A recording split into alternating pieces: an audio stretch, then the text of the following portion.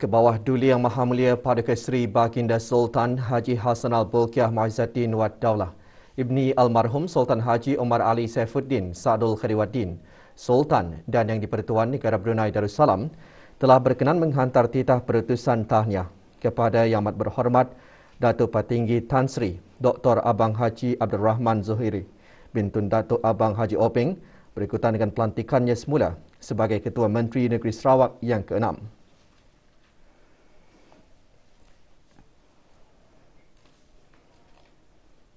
16 kes baharu jangkitan COVID-19 disahkan hari ini yang membawa jumlah keseluruhan kes kepada 15,402 orang. Yang Berhormat Datuk Seri Setia Dr. Haji Awang Muhammad Isham bin Haji Jaafar, Menteri Kesihatan memaklumkan perkara tersebut semasa sidang media situasi terkini jangkitan COVID-19. Sidang media berlangsung di Dewan Al-Afiah Kementerian Kesihatan.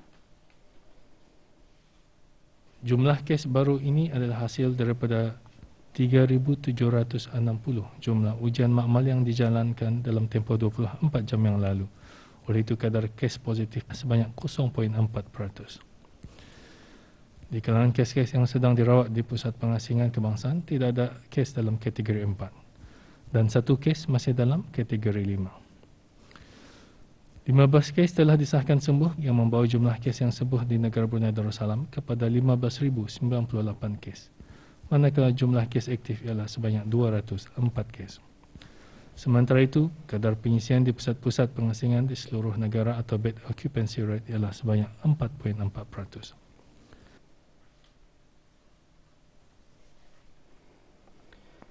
Menteri Kesihatan turut mengongsikan pencapaian program vaksinasi kebangsaan pada 18 Disember 2021.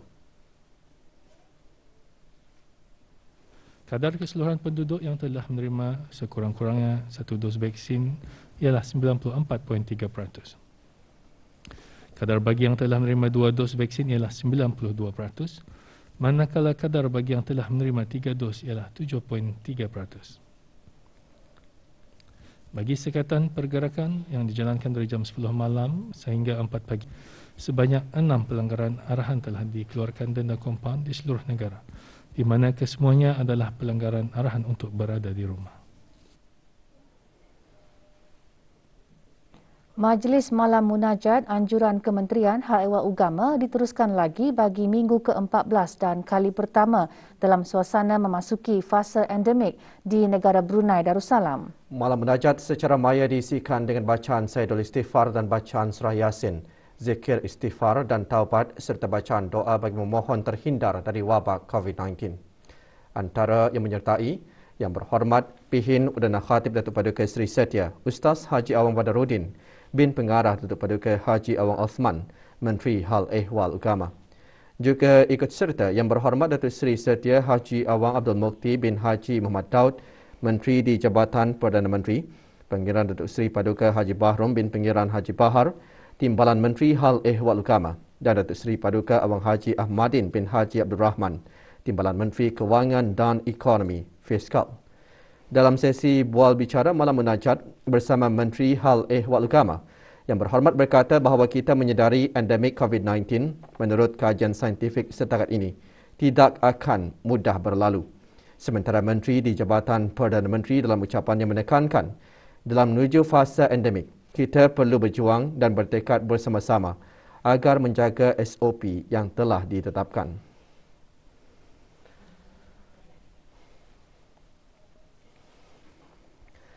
Transformasi digital telah menyatukan dan merapatkan ikatan budaya melalui teknologi dalam dunia tanpa sempadan.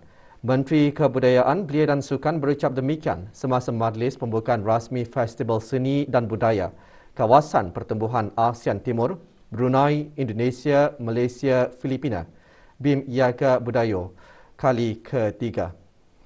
Berucap semasa majlis yang julung kalinya diadakan secara maya semalam, Yang Berhormat Major Jeneral Bersara Datuk Paduka Seri Awang Haji Aminuddin Ehsan bin Orangkaya Saiful Muluk Datuk Seri Paduka Haji Abidin turut menyatakan dengan penggubalan strategi dan inisiatif ke arah manfaat sumber teknologi, ia akan memastikan kesinambungan kerjasama budaya serta nilai ekonomi kepada komuniti melalui peluang pekerjaan dan perniagaan BIM Yaga. by working together, this festival will also serve as a central platform to promote the crucial skills of digital and culture literacy, especially amongst the young generation. Dengan tema Jauh di Mata, Dekat di Hati, festival diadakan bersempena Brunei December Festival. Juga ditayangkan video kenangan festival seni dan budaya Bimyaga Budayo kali pertama dan kedua. Tahun ini, negara Brunei Darussalam menjadi tuan rumah bagi festival berkenaan.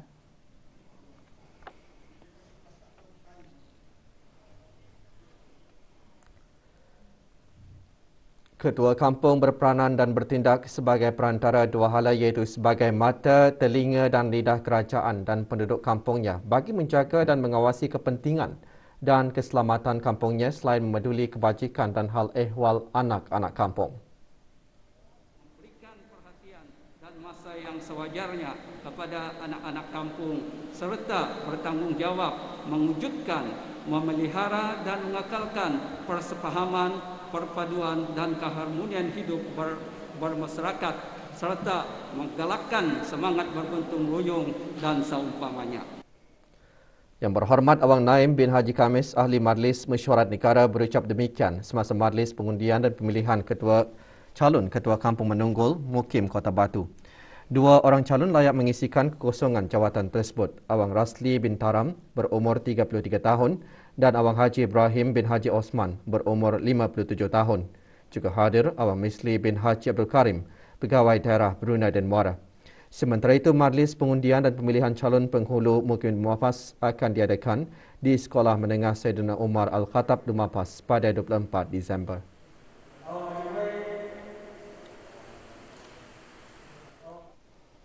Coding Conquest 2021 yang dianjurkan bersama Universiti Teknologi Brunei UTB melalui Sekolah Pengkomputeraan dan Informatik dan disokong oleh Kementerian Sumber-Sumber Utama dan Pelancongan dan pihak berkuasa Industri Teknologi Infokomunikasi AITI.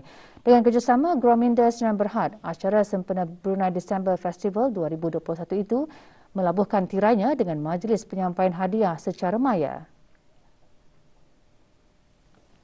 Hadiah-hadiah kepada para pemenang disampaikan oleh Profesor Dr. Dayang Hajah Zorah binti Haji Sulaiman, Naib Chancellor UTB.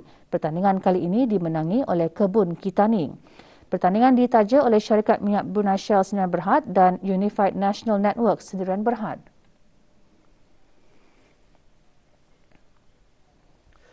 Peluang mempelajari dialek Brunei dan merasai sendiri keenakan nasi katok antara pengalaman paling berharga bagi seorang warga negara asing yang tinggal di negara ini. Detik-detik manis tinggal hampir 3 tahun di negara ini tidak dilepaskan oleh Samson Keller Emmanuel, pemain import salah sebuah kelab bola sepak tempatan untuk mengongsikannya melalui akaun TikTok miliknya. Ikuti laporannya bersama Azizi Ahmad. Apa ada orang Brunei? Dariku sampai ke Brunei. Walaupun berasa sedikit kekok menyesuaikan diri dengan kehidupan masyarakat tempatan, namun Samson Keller Emmanuel tetap berminat meneroka keunikan yang ada di negara ini. Menurutnya, pengalaman paling manis ialah apabila beliau berpeluang mempelajari dialek Brunei dari rakan-rakan sepasukannya. Tidak ketinggalan juga merasai keenakan beberapa sajian tempatan dan makanan tradisional termasuk nasi katok. Pengalaman manis itu dikongsikannya melalui akaun TikTok miliknya. And when I ate the food, I saw a leg of chicken and I was like, wow, this is really delicious. And I said I like it and I asked what is the name. He said nasi katok. And from there I was like, okay. I told my mom about it and I snapped the pictures and I showed my mom, my family, everyone. They're like, yeah, it's good. Tapi cara kamu menumpak ambuyadi, kamu pandai. Di sebalik perbezaan yang sangat ketara tentang cara kehidupan antara Nigeria dengan negara Brunei Darussalam, namun ia tidak menghalang Samson untuk meneruskan kariernya sebagai pemain bola sepak. Lebih-lebih lagi ketika berhadapan cabaran penularan COVID-19. The government of Brunei have played a very great role providing all these facilities, the vaccine free for the people, and like walk in, get yourself vaccinated, and that's the most important thing. It's really amazing, and for me, Brunei is the best. Like, they are the best soldiers in terms of, this very situation fighting COVID-19. Semoga keramahan dan kemesraan yang ditunjukkan oleh masyarakat Brunei akan terus dibudayakan bagi memberikan pengalaman unik kepada warga negara asing yang berada di negara ini. Laporan Aziz Ahmad untuk Berita RTB. Nyasalku jalan haya ni Ubaya bersama Malindoy. Punca kebakaran gerai makan di Jerudong Park Food Court Fasa 2 dan anggaran kerugian masih dalam penyiasatan. Menurut Jabatan Bomba dan Penyelamat, tiada korban jiwa dan kecederaan dilaporkan dalam kebakaran semalam. Jabatan Bomba dan Penyelamat menerima panggilan kecemasan pada pukul 11.29 malam. Anggota bomba dari Balai Bomba Jerudong, Balai Bomba Penggalan Batu dan Balai Bomba Rimba dikerahkan ke tempat kejadian.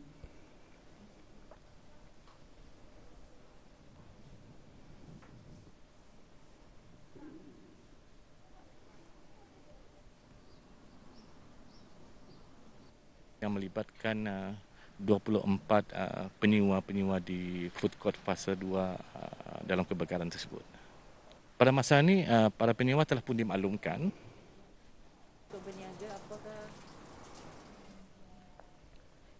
Universiti Islam Sultan Sharif Ali Nisa melalui Pusat Penyelidikan dan Penerbitan sentiasa berusaha untuk meningkatkan peranannya dalam penerbitan buku-buku ilmiah selaras dengan objektifnya, iaitu memperluaskan penyebaran ilmu, pemerkasaan, pembudayaan ilmu dan dakwah serta memperkayakan khazanah ilmu.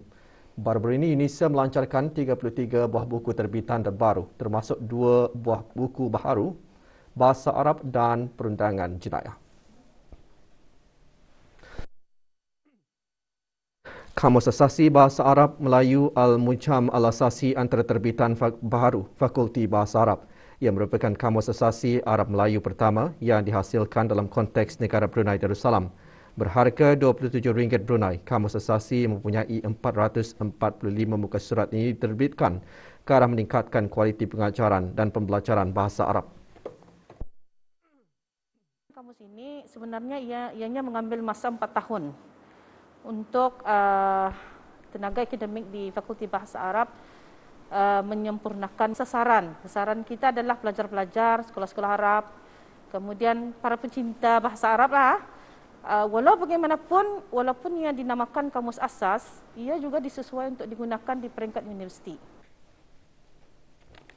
Buku bertajuk Criminal Law dengan 377 muka surat ini mengupas mengenai pertahanan umum dan pertahanan khas dalam Undang-Undang Jenayah.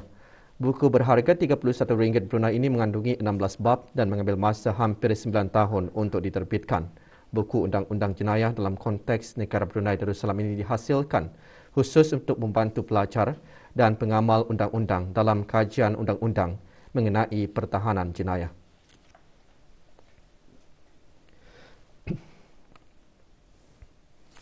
If you check dalam our library here, dalam bidang undang-undang jenayah, tak ada buku dalam konteks Brunei Darussalam. And because tak ada buku dalam konteks Brunei Darussalam, so this prompted us to come up with a book because this is one of the kursus for our law students. Buku Asyak Al-Quran dan keberkesanannya dalam penafsiran Al-Quran dijual dengan harga RM19 Brunei. Mengambil masa lebih setahun untuk diterbitkan. Proses penerbitan buku ini melalui beberapa cabaran, antaranya melakukan rujukan buku-buku tafsir yang berusia ribuan tahun sehingga buku-buku tafsir terbitan baharu.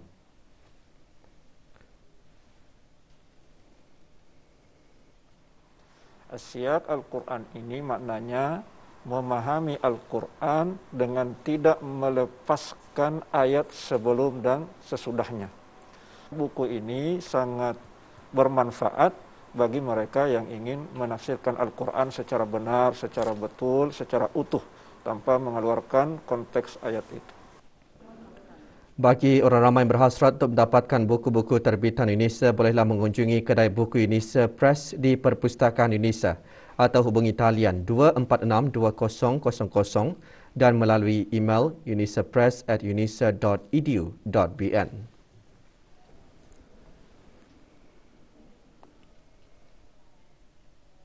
Operasi peralihan dijalankan semalam oleh agensi-agensi penguatkuasa undang-undang diketuai oleh pasukan polis di Raja Brunei. Rakyat dan penduduk negara ini disaran untuk terus mematuhi garis panduan serta prosedur operasi standard SOP COVID-19 yang ditetapkan.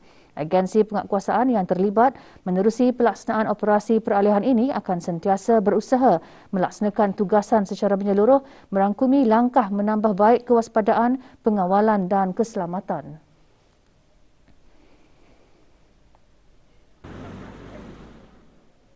Negara Brunei Darussalam kini berada dalam monsun timur laut.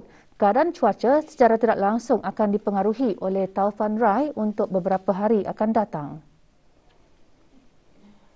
Taufan Rai berada di kawasan Laut Cina Selatan sekitar 903 km dari negara Brunei Darussalam. Bagaimanapun dijangka bergerak menjauhi negara. Keadaan cuaca berangin dan hujan berlaku sekali-sekala diramalkan berlaku.